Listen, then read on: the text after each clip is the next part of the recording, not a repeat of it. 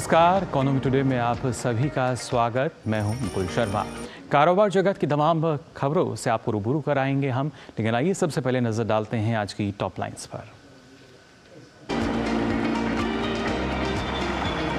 Credit rating agency Moody's ने चीन की क्रेडिट रेटिंग पर अपने आउटलुक में बदलाव करके उसे स्थिर से कम करके नेगेटिव कर दिया है। मूडीज का कहना है कि 2017 के बाद ये पहला मौका है जब चीन की सॉवरेन रेटिंग को डाउनग्रेड किया गया है। चीन ने मूडीज के इस फैसले पर अपनी निराशा जाहिर की है।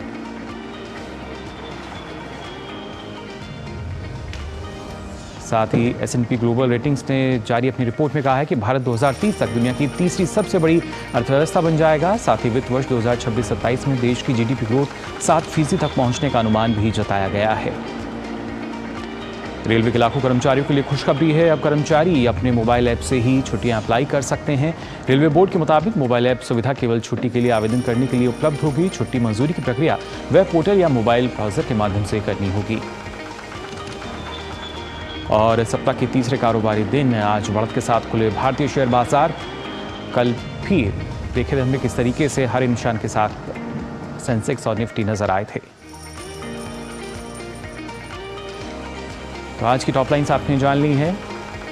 क्या क्या कुछ खास रहेगा कारोबार जगत में, और यहाँ अब आगे बढ़ेंगे, बात करेंगे सबसे पहले किस तरीके से अगर बात की जाए पुलिस के अनुमान की। दरअसल अर्थव्यवस्था में नरमी और स्टेट सेक्टरों में जोखिम को हवाला देते हुए क्रेडिट रेटिंग एजेंसी मूडीज ने चीन की सरकारी क्रेडिट रेटिंग पर अपना आउटलुक स्थिर से कम करके नेगेटिव कर दिया है।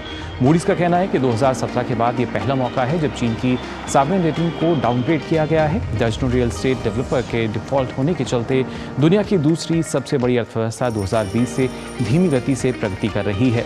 इस संकट के चलते चीन के कई बैंकों के सामने अपना अस्तित्व बचाना मुश्किल हो रहा है। क्रेडिट रेटिंग फर्म ने कहा कि उसे उम्मीद है कि चीन की अर्थव्यवस्था 2024 और 25 में 4% की वार्षिक गति से बढ़ेगी, जो दशक के शेष सालों में 3.8% तक रह जाएगी। मूडीज ने कहा कि बुरी होती आबादी जैसे कारणों के चलते 2030 तक संभावित विकास में लगभग 3.5% की गिरावट आएगी। हालांकि चीन के वित्त मंत्रालय ने मूडीज के डाउनग्रेड से निराशा जताते हुए कहा कि उनकी अर्थव्यवस्था सकारात्मक रुझान को बनाए रखेगी। खबरों में आगे बढ़ते हैं। केंद्र सरकार की नीतियों का ही असर है कि आज दुनिया में सबसे तेजी से आगे बढ़ती इकोनॉमी हमारा देश बना हुआ है। भारत 2030 तक दुनिया की तीसरी सबसे बड़ी अर्थव्यवस्था बन जाएगा। साथ ही वित्त वर्ष 2026-27 में देश की GDP ग्रोथ 7% तक पहुंचने का अनुमान जताया गया है। ये बात S&P ग्लोबल रेटिंग्स ने अपनी report global credit outlook 2024 new risk new playbook में कही है। रिपोर्ट में कहा गया है कि चालू वित्त वर्ष 2024 में भारत का GDP ग्रोथ रेट 6.4% रहने का अनुमान है। 2026 में इसके 7% तक पहुंचने की उम्मीद है। वित्त वर्ष 2022 और 23 में भारतीय अर्थव्यवस्था 7.2% की दर से बढ़ी थी। भारत की सकल घरेलू उत्पाद की वृद्धि जून और सितंबर तिमाही में 7.8% और 7.6% रही थी। एजेंसी का मानना है कि देश के लिए एक बड़ी परीक्षा विशाल अवसर का लाभ उठाकर खुद को अगला बड़ा ग्लोबल मैन्युफैक्चरिंग सेंटर बनाने की है। S&P के मुताबिक एक मजबूत लॉजिस्टिक्स ढांचा विकसित करना भारत को सेवा प्रधान अर्थव्यवस्था से विनिर्माण प्रमुख अर्थव्यवस्था में बदलने में महत्वपूर्ण होगा। भारत वर्तमान में अमेरिका, चीन, जर्मनी और जापान के बाद दुनिया की 5वीं सबसे बड़ी अर्थव्यवस्था है। सकारात्मक रिपोर्ट जो है वो नजर आई। वहीं आपको बता दें, RBI गवर्नर शक्तिकांत दास की अध्यक्षता में 3 दिवसीय मौद्रिक नीति समिति MPC की बैठक आज से शुरू होगी और 8 दिसंबर तक चलेगी। MPC में 3 बाहरी और 3 अंतर्राष्ट्रीय सदस्य हैं। 8 दिसंबर को RBI गवर्नर मौद्रिक नीति के संदर्भ में सर्वोच्च नीति नियामक MPC के ब्याज दर संबंधी फैसले की घोषणा करेंगे। RBI इस बार भी अपनी द्विमासिक मौद्रिक नीति समीक्षा में जो रेपो रेट पर यथास्थिति बनाए रख सकता है। विशेषज्ञों ने मुद्रास्फीति के नियंत्रण में होने और आर्थिक वृद्धि की रफ्तार संतोषजनक होने के आधार पर यह अनुमान जताया है।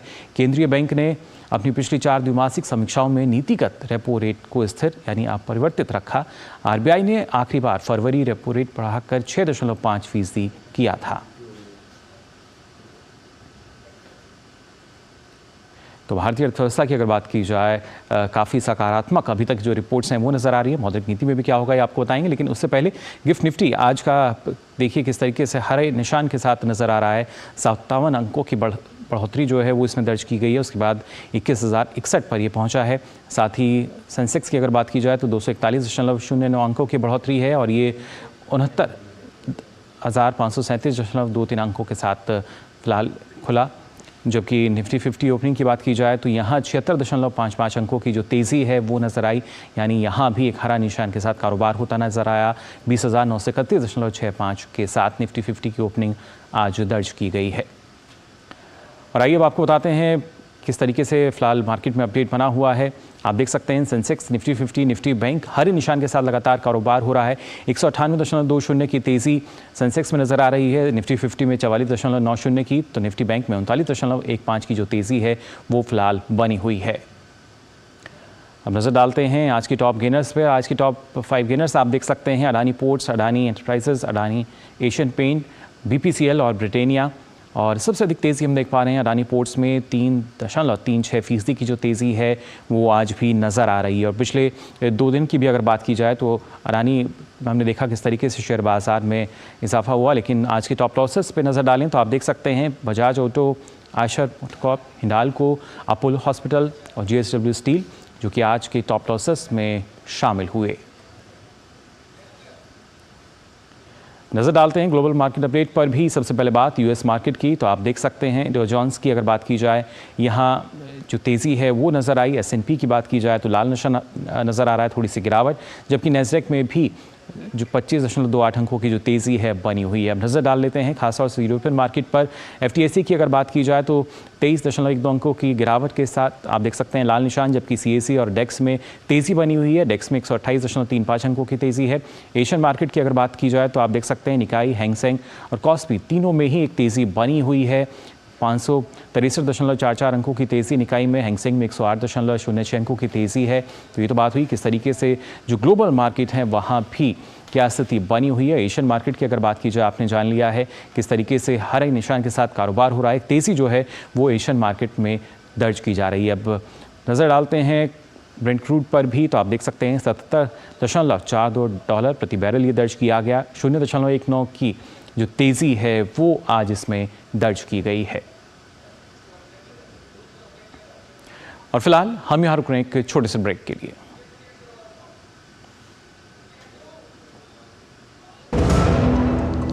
पता है इन्वेस्टर्स के लिए एक इन्वेस्टर प्रोटेक्शन फंड होता है IPF। लेकिन अगर तुम्हारा ट्रेड एक्सचेंज पर एग्जीक्यूट नहीं हुआ या फिर कोई गारंटीड रिटर्न्स वाली स्कीम है तो ये IPF आपकी मदद नहीं कर सकता है। और अगर आपका ब्रोकर ही डिफॉल्टर बन जाए तो फिर IPF आपको कॉम्पेंसेशन दिला सकता है। कहाँ से सीखा? NSE की साइट पर। समझकर इन्वेस्ट कर। साल, बरस और सदी नहीं, एक युग गुजर जाएगा। उम्र न पूछो वंडर की, जब फर्क नजर आएगा। वंडर सीमेंट, फर्क नजर आएगा। ब्रेक के बाद आप सभी का एक बार फिर स्वागत इकोनॉमिक टुडे में। अब आइए बात करते हैं आज के फोकस की।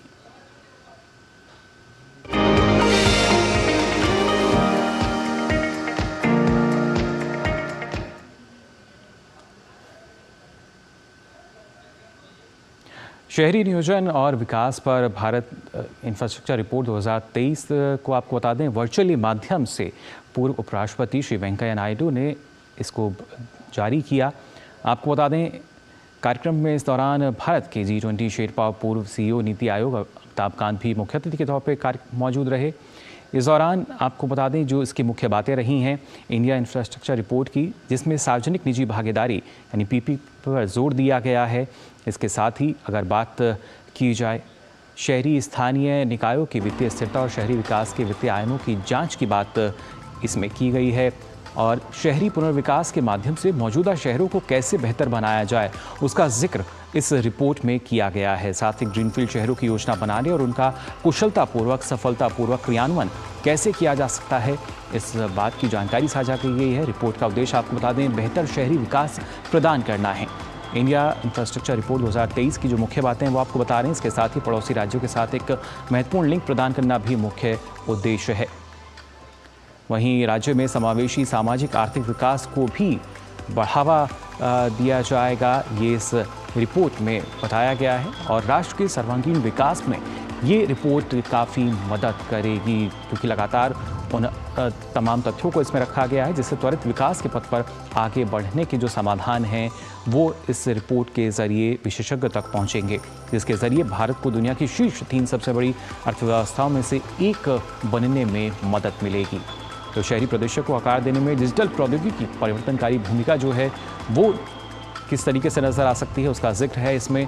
और खासतौर से फोकस क्षेत्रों की अगर बात की जाए तो स्मार्ट शहरों की अवधारणा और प्रदर्शन रैंकिंग मानदंडों का महत्व यहाँ बताया गया है। और साथ ही इससे जुड़ी जो अगली खबर है, अगर बात की जाए पीएम गति शक्ति योजना की, जिसके तहत भी जब हम अवसंरचना की बात करते हैं, बुनियादी ढांचे की बात करते हैं, तो उसके तहत भी आपको बता दें पीएम गति शक्ति के तहत 61वीं नेटवर्क प्लानिंग ग्रुप की बैठक हुई और इस दौरान खासतौर से विभिन्न मंत्रालयों विभागों की अवसंरचना परियोजना की विशेष समीक्षा की गई। जो अलग अलग प्रोजेक्ट्स चल रहे हैं, नेशनल मास्टर प्लान प्लेटफॉर्म पर मौजूद और प्रस्तावित आर्थिक क्षेत्रों की समीक्षा हुई और साथ ही 100 महत्वपूर्ण बुनियादी ढांचा परियोजनाओं की समीक्षा इस दौरान की गई। बस मंत्रालय ने एनएमपी पोर्टल पर 8 स्वीकृत पीएम मित्र पार्कों की जानकारी इस दौरान दी। वहीं औषध विभाग की अगर बात की जाए तो 129 फार्म क्लस्टर और 23 मेडिकल डिवाइस क्लस्टर परियोजनाएं जो कि पूरी हो चुकी हैं उनकी जानकारी औषध विभाग ने साझा की।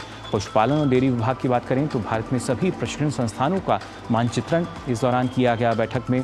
वहीं रेल मंत्रालय और सड़क परिवहन और राजमार्ग मंत्रालय ने भी जानकारी साझा की, किस तरीके से जो कार्य है वो किया जा रहा है, महत्वपूर्ण अवसंरचना जो कि पूरी हो चुकी है और चालू परियोजनाओं की क्या स्थिति है उसका विवरण यहाँ दिया गया। वहीं NICDC ने पहचान की गई 13 परियोजनाओं की ताज़ा जानकारी दी, कैसे इसके ज़रिए लगातार काम हो रहा है और पीएम गति शक्ति के ज़रिए कैसे विकास को गति मिल रही है। पीएम गति शक्ति के तहत पहचान की गई परियोजनाएं आर्थिक गतिविधियों के लिए एक प्रेरक हैं, यानी उनका सीधा लाभ जो है वो मिलता हुआ नज़र आ रहा है। और इस पर और ज़्यादा जानकारी के लिए आपको बता दें हमारे साथ दीपशिखा सिकरवार जी जुड़ चुकी हैं, वरिष्ठ संपादक हैं इकोनॉमिक टाइम से। बहुत बहुत स्वागत आपका दीपशिखा जी। सबसे पहले जानना चाहेंगे आपसे, जिस तरीके से जब अभी तक हम एक कमी देखते थे अवसंरचनाओं की, आधारभूत ढांचे की, और उसी पे सरकार का फोकस रहा, वही हमने देखा फिर चाहे इंडिया इंफ्रास्ट्रक्चर रिपोर्ट की हम बात करें या पीएम गति शक्ति के तहत जिस तरीके से काम किया जा रहा है। बिल्कुल, देखिए इंफ्रास्ट्रक्चर जो है सरकार का एक बहुत बड़ा फोकस है। हमने देखा है पिछले कुछ सालों में सरकार ने अपना कैपिटल एक्सपेंडिचर जो है उसको बहुत बढ़ाया है। इस साल का बजट जो था उसको 10 लाख करोड़ किया था। तो इंफ्रास्ट्रक्चर क्रिएशन जो है एक बहुत बड़ा फोकस रहा है। और पीएम गति शक्ति जब लॉन्च हुआ था तो ये सोच करके किया गया था कि बहुत सारे प्रोजेक्ट्स जब बनते हैं, सारे मंत्रालय जो हैं वो अलग अलग साइलोज में काम कर रहे होते हैं। तो यहाँ पर अगर रेल की लाइन जा रही है तो उसके ऊपर रोड का एक पुल जो है वो रोड मंत्रालय को बनाना है, तो उसमें सामंजस्य नहीं होता था। तो पीएम गति शक्ति पोर्टल जो है उसमें जो प्रोजेक्ट्स हैं उनकी मैपिंग की गई है। तो आपस में ये जो है कोऑर्डिनेशन होने से जो गैप्स रह जाते थे इंफ्रास्ट्रक्चर प्रोजेक्ट्स में, वो गैप्स नहीं रहेंगे। तो जैसे पोर्ट है, पोर्ट पे तक पहुंचने के लिए जो सड़क है वो ठीक नहीं है, या एक रेल लाइन चाहिए पोर्ट तक, तो उस तरह का जो है कोऑर्डिनेशन जो है पीएम गति शक्ति जो है उसको फैसिलिटेट कर रही है जी। तो उसमें और दूसरा चीज है कि पीएम गति शक्ति के द्वारा उनकी मॉनिटरिंग हो रही है कि कितना जल्दी जो है आपके अप्रूवल्स आ रहे हैं, कहाँ पे अटक रहा है उसको, क्योंकि वो डैशबोर्ड पर है तो पता चल जाता है कि कहाँ पे अटका हुआ है, क्या परेशानी है, अप्रूवल क्यों नहीं आ रहा है जी। तो उसकी वजह से ये जो मॉनिटरिंग चल रही है उसकी वजह से जो है स्पीड जो है जो इंफ्रास्ट्रक्चर प्रोजेक्ट्स की है उनको इम्प्लीमेंट करने में भी उसकी स्पीड जो है बढ़ जाती जी। अर्बन इंडिया इंफ्रास्ट्रक्चर रिपोर्ट की जो आपने बात की, उस रिपोर्ट में जो है अर्बन प्लानिंग के ऊपर शहरों में नए शहर बनाने की जरूरत है जी। स्मार्ट सिटीज की बात कही गई है कि किस तरह से डिजिटल टेक्नोलॉजी को हम शहरी विकास में इस्तेमाल कर सकते हैं। उसके अलावा प्राइवेट सेक्टर को, निजी क्षेत्र को शहरों के विकास में किस तरह से इन्वॉल्व किया जा सकता है उनके डेवलपमेंट में, नए शहरों को बनाने की बात की गई है। दूसरा चीज है जो शहर हैं उनके म्युनिसिपल बॉडीज जो हैं उनके पास पैसों की फंडिंग की बहुत कमी रहती है, तो उनके लिए किस तरह के रिसोर्सेज जो हैं वो म्युनिसिपल बॉन्ड्स जो हैं कैसे पैसा वो उठा सकते हैं बाजार से, निवेशकों यानी यहाँ भी दीपशिखा जी जो अभी तक कमियां थी उनको हम मान सकते हैं कि उजागर किया गया और कोशिश यही कि उसका समाधान कैसे हो सकता है। इस पर और भी जानकारी आपसे हम लेंगे, लेकिन फिलहाल एक छोटे से ब्रेक के लिए रुक रहे हैं। आप जल्द हाजिर होंगे, बने रहिए डीडी न्यूज़ पर। साल बरस और सदी नहीं, एक युग गुजर जाएगा। उम्र न पूछो वंडर की, जब फर्क नजर आएगा। वंडर सीमेंट, फर्क नजर आएगा। ब्रेक के बाद आप सभी का एक बार फिर स्वागत इकोनॉमिक टुडे में। और हम यहाँ बात कर रहे हैं कि किस तरीके से जब देश में इंफ्रास्ट्रक्चर की बात कही जा रही थी, दीपशिखा जी लगातार हमारे साथ जुड़ी हुई हैं। दीपशिखा जी, अगर देखा जाए तो कहीं ना कहीं जो देश की अर्थव्यवस्था है उसको काफ़ी लाभ मिला है, क्योंकि अब से पहले हम देखते थे इस तरह का जो अवसंरचना की बात की जाए या प्रोजेक्ट्स की बात की जाए वो किस तरीके से कंप्लीट हो रहे हैं, क्या स्थिति है, वो सारी जानकारी नहीं मिल पाती थी।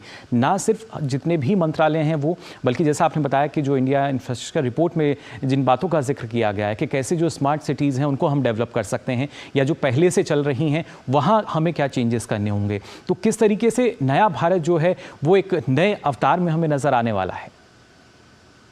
बिल्कुल, देखिए जो फोकस है पूरा इंफ्रास्ट्रक्चर डेवलपमेंट पर, वो ये है कि आम आदमी की सुविधा और इंडस्ट्री, जब हम भारत को एक डेवलप्ड नेशन बनाने की बात कहते हैं, 3 ट्रिलियन इकोनॉमी की बात कहते हैं, तो उसको सपोर्ट करने के लिए इंफ्रास्ट्रक्चर चाहिए, आधारभूत ढांचा चाहिए जी। तो और उसके साथ साथ जो आम आदमी है उसकी सुविधा के लिए भी जो इंफ्रास्ट्रक्चर है, रेल लाइन है, सड़कें हैं, एयरपोर्ट्स है, उनको भी सपोर्ट करने के लिए इंफ्रास्ट्रक्चर चाहिए जी। तो पीएम गति शक्ति का फोकस यही है कि एक कोऑर्डिनेटेड तरीके से इंफ्रास्ट्रक्चर जो है उसका डेवलपमेंट किया जाए, वो बनाया जाए और आगे आपस में बातचीत करके उस कोऑर्डिनेशन को बढ़ाकर और उसको तेजी से इम्प्लीमेंट किया जाए जी। इंडिया इंफ्रास्ट्रक्चर रिपोर्ट जो नई आई है इस समय, उसका शहरी विकास में आप क्या क्या कर सकते हैं और क्या करने की जरूरत है, इस रिपोर्ट का फोकस उसके ऊपर है। क्योंकि हमने देखा है कि हमारे जो शहर हैं वो पलायन हुआ है गांव से, शहर जो है उनमें आबादी बहुत बढ़ गई है, वहां पर शहरों में अपना इंफ्रास्ट्रक्चर जो है उसके ऊपर बहुत प्रेशर है जी। तो शहरों में अर्बन इंफ्रास्ट्रक्चर को उसको सुधारने की उसमें बहुत स्कोप है, बहुत जरूरत है जी। तो ये रिपोर्ट यही चीजों को हाईलाइट करती है, बताती है और उसके लिए सुझाव दिए गए हैं कि क्या क्या आप कर सकते हैं शहरी विकास के लिए जी। बिल्कुल, उसके साथ साथ जो कहीं ना कहीं पीपीपी मॉडल अपनाने पर भी जोर इसमें दिया गया है, तो देखा जाए तो हर तरीके से फायदा कहीं ना कहीं नजर आएगा। बिल्कुल, देखिए जितना इंफ्रास्ट्रक्चर डेवलपमेंट या अर्बन डेवलपमेंट के लिए, न्यू सिटीज के लिए आपको जिस तरह की फंडिंग चाहिए, उसके लिए निजी क्षेत्र को आपको शामिल करना ही पड़ेगा, क्योंकि सरकार जो है, सरकार के ऊपर सरकार के रिसोर्सेज बहुत सीमित होते हैं, उनके ऊपर सोशल एक्सपेंडिचर का भी बहुत भार होता है। तो जाहिर सी बात है कि जिस तरह की इंफ्रास्ट्रक्चर डेवलपमेंट की हम बात कर रहे हैं उसमें निजी क्षेत्र को शामिल करने की बहुत जरूरत पड़ेगी जी। तो इसीलिए इस रिपोर्ट में ये हाईलाइट किया जा रहा है, ये बताया गया है कि पीपीपी मॉडल जो है शहरी विकास के लिए, नए शहर बनाने के लिए, उसमें पीपीपी मॉडल जो है वो सही रहेगा इसको इम्प्लीमेंट करने के लिए। बिल्कुल, और पूरा फायदा जो है वो देश की अर्थव्यवस्था को फिलहाल इसके जरिए मिल पाएगा। बहुत बहुत शुक्रिया दीपशिखा जी आपका हमारे साथ जुड़ने के लिए और इतनी महत्वपूर्ण जानकारी साझा करने के लिए। तो किस तरीके से देखिए, जब हम इंफ्रास्ट्रक्चर की बात करते हैं तो उसका लाभ किस तरीके से अभी तक मिल पाया और आने वाले समय में हमें मिल पाएगा, इस रिपोर्ट के जरिए सारी जानकारी जो है वो दी गई है। फिलहाल हम यहाँ रुक रहे हैं, एक और छोटे से ब्रेक के लिए, जल्द हाजिर होंगे। साल बरस और सदी नहीं, एक युग गुजर जाएगा। उम्र न पूछो वंडर की, जब फर्क नजर आएगा। वंडर सीमेंट, फर्क नजर आएगा। ब्रेक के बाद आप सभी का एक बार फिर स्वागत डीडी न्यूज़ पर। आप देख रहे हैं इकोनॉमिक टुडे और अब आइए आगे बढ़ते हैं, जल्दी से नजर डालते हैं कारोबार जगत की कुछ और खबरों पर फटाफट अंदाज में। रेलवे कर्मचारी अब मोबाइल ऐप के जरिए अवकाश के लिए आवेदन कर सकते हैं। रेलवे बोर्ड के मुताबिक मोबाइल ऐप सुविधा केवल छुट्टी के लिए आवेदन करने के लिए उपलब्ध होगी। छुट्टी मंजूरी की प्रक्रिया वेब पोर्टल या मोबाइल ब्राउजर के माध्यम से करनी होगी। ये ऐप फिलहाल केवल एंड्रॉइड वर्जन में उपलब्ध है। S&P ग्लोबल मार्केट इंटेलिजेंस की रैंकिंग में भारतीय जीवन बीमा निगम दुनिया की चौथी सबसे बड़ी बीमा कंपनी बनी है। यह रैंकिंग साल 2022 में कंपनियों की जीवन और दुर्घटना एवं स्वास्थ्य बीमा के नकदी भंडारण पर आधारित है। देश की सरकारी बीमाकर्ता की तुलना में Allianz SE, China life insurance company और निप्पॉन लाइफ इंश्योरेंस कंपनी आगे है। अंबुजा सीमेंट ने सीमेंट निर्माता कंपनी सांघी इंडस्ट्रीज लिमिटेड का अधिग्रहण पूरा कर लिया है। यह खरीदारी 121.90 रुपए प्रति शेयर की नई कीमत पर की गई। 54.51% हिस्सेदारी हासिल करने के लिए डील 5,185 करोड़ रुपए में हुई थी। अब अंबुजी सीमेंट के पास सांघी इंडस्ट्रीज के 14.65 करोड़ शेयर हो गए हैं। इस अधिग्रहण के बाद अंबुजा सीमेंट की उत्पादन क्षमता 6.85 करोड़ टन से बढ़कर 7.46 करोड़ टन सालाना हो गई है। National payments corporation of India के मैनेजिंग डायरेक्टर और CEO दिलीप अस्बे का कहना है कि पिछले कुछ महीनों में लॉन्च हुए IPOs में निवेशक अप्लाई करने के लिए 70% तक UPI का इस्तेमाल कर रहे हैं। देश में 12 करोड़ से ज्यादा डीमैट अकाउंट्स हैं, वहीं केवल अनुमानित 5 से 6 crore unique credit card user हैं। इसके अलावा UPI यूजर्स की संख्या 35 करोड़ से भी अधिक है। भारतीय स्टेट बैंक ने एक्सचेंजों को भेजी सूचना में कहा है कि वो बैंक SBI पेंशन फंड की अतिरिक्त 20% हिस्सेदारी का अधिग्रहण SBI कैप्स से 229.52 करोड़ रुपए में करेगा और अपनी हिस्सेदारी 80% पर पहुंचा देगा। SBI कैप्स SBI के पूर्ण स्वामित्व वाली सहायक है। इस संबंध में सभी नियामकीय मंजूरी हासिल हो चुकी है। पब्लिक सेक्टर के बैंक ऑफ इंडिया ने फंड जुटाने के लिए क्वालिफाइंग इंस्टीट्यूशनल प्लेसमेंट यानी QIP इश्यू लॉन्च करने का ऐलान किया है। इसके लिए 105.42 रुपए प्रति इक्विटी शेयर का फ्लोर प्राइस तय किया गया है। बैंक की कैपिटल इश्यू कमेटी की 8 दिसंबर को बैठक होने वाली है। इस बैठक में इश्यू प्राइस और सेबी ICDR रेगुलेशन के तहत डिस्काउंट पर फैसला लिया जाएगा। सेबी ने क्रायोजेनिक टैंक निर्माता आइनॉक्स इंडिया और luxury furniture brand Stanley lifestyle को IPO के जरिए धन जुटाने की मंजूरी दे दी है। दोनों कंपनियों ने अगस्त और सितंबर में सेबी के पास IPO के लिए दस्तावेज दाखिल किए थे। IPO दस्तावेज के मुताबिक आइनॉक्स इंडिया का IPO पूरी तरह से इसके मौजूदा शेयरधारकों और प्रवर्तकों द्वारा 2.21 करोड़ शेयरों की बिक्री पेशकश पर आधारित होगा। वहीं स्टैनली लाइफस्टाइल्स के IPO में 200 करोड़ रुपए के नए शेयर जारी किए जाएंगे। दिल्ली उच्च न्यायालय ने नकदी संकट से जूझ रहे गो फर्स्ट के रेजोल्यूशन प्रोफेशनल से अवमानना कार्रवाई की मांग करने वाली एक पट्टादाता की याचिका के जवाब में हलफनामा दाखिल करने को कहा। पट्टादाता का आरोप है कि आरपी ने विमान के निरीक्षण और रखरखाव की अनुमति देने के अदालत के आदेश का पालन नहीं किया है। तो आज के लिए इकोनॉमिक टुडे में बस इतना ही। मुझे दीजिए अनुमति। नमस्कार।